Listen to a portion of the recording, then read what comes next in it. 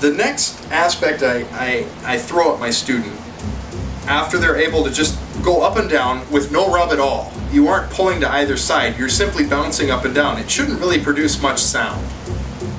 Just a thud. It's more of a percussion motion.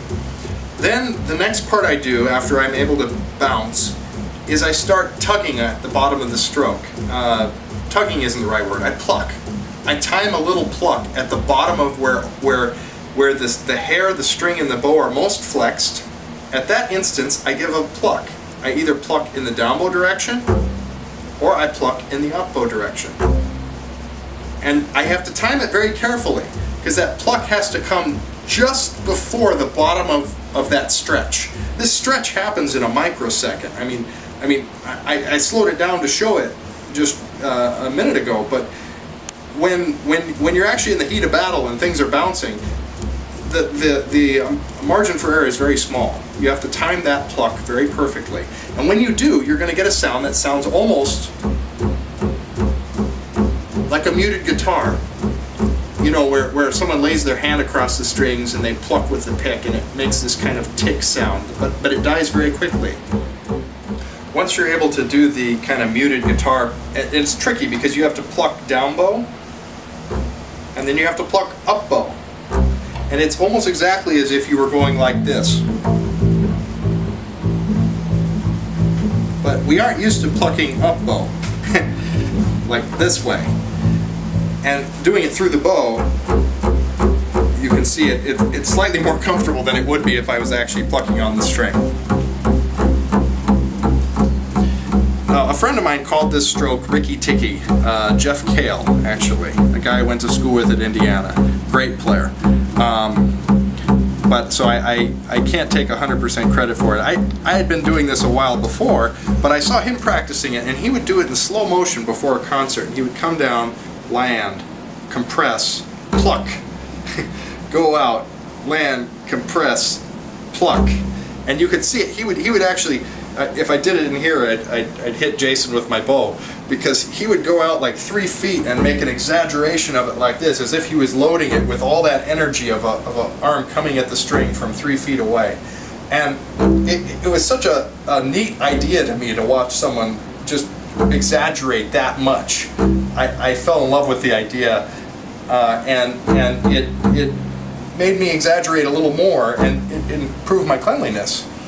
But this Ricky Ticky stroke is, I call it the beginning of every off the string stroke I do. Even if I set it on the string and do like a Mozart stroke, where it has more of a thud at the beginning of it, all I'm doing is changing the angle of my attack and shallowing it out. And I hit it at a lower angle, and all of a sudden I get a nice Mozart stroke. Add a little more rub to it, but you can see my first finger, even in the Mozart stroke, I'm still plucking. I'm still doing the pluck. It's just I let my arm change the attack angle, and also I change the amount of rub I'm doing with the arm. But the first finger is still doing this. The bouncing of the bow, the Ricky Ticky stroke, back and forth, just a tick. Now, in the same way that we went from, after we were able to do nice long notes, we broke it up into little pieces on the string. The same idea applies to doing it this way, and you might be able to do, when you're doing it Ricky Ticky stroke with a tiny little pluck at the bottom of each bounce, you might be able to get away with 8, but the idea is you want them to all sound identical. Down, down, and you might even leave it in one place. You might not go out and back and forth because the physics of the bow change as you go towards the tip. It becomes less manageable as you get out here, a little lighter and skating over the top. So I like to do it kind of in the middle, and I'll have the student just draw circles with their hand, and at the top of the circle they're going to throw it down and bounce the ball, and when they reach the bottom they're going to follow it with their finger all the way down, grab it, and pluck. And it's a series of down bow plucks, and then I have them go to up bow. And when you go from down bow, which is from my perspective looking down, it's a counterclockwise circle. Then when I go to up bow, I change directions. And it's somewhat simple that way. There's up bow, down bow. And you can see the circle I'm drawing. And what you want to eventually be able to do is maybe go from 4 downs, 4 ups, 3 downs, 3 ups, 2 downs, 2 ups, 1 down, 1 up. And see if you can make them all sound the same.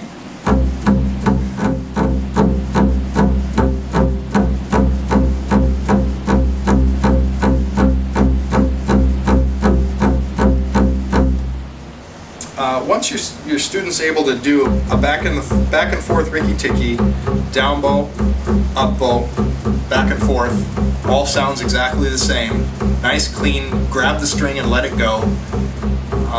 Plucking with the bow. Now what we have to add, and this is why I say this is the beginning of every stroke I do.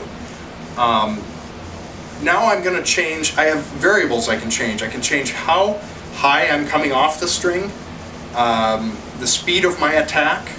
I can change the amount of weight I'm going to lay into the string at the bottom of the attack.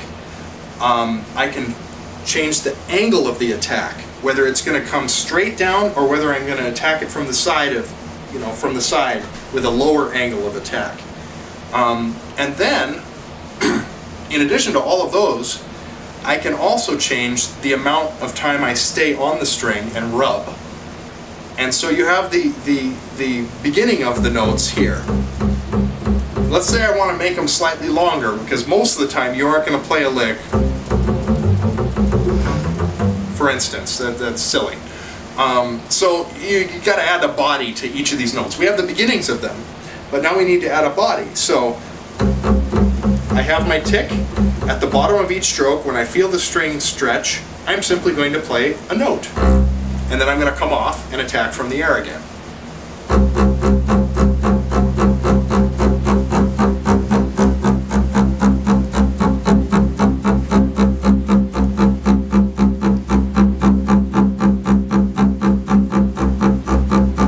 Now what you'll notice is, as I'm doing it, you see my first finger is still doing this. It's just I'm allowing the weight of my arm to stay on the string a little bit before I come off. And I can stretch it out in slow motion a little bit longer. But now I'm having to do more work because I'm actually having to hold it in the air rather than let the bow kick it out. But you can go almost any tempo, and as you speed up, you get smaller.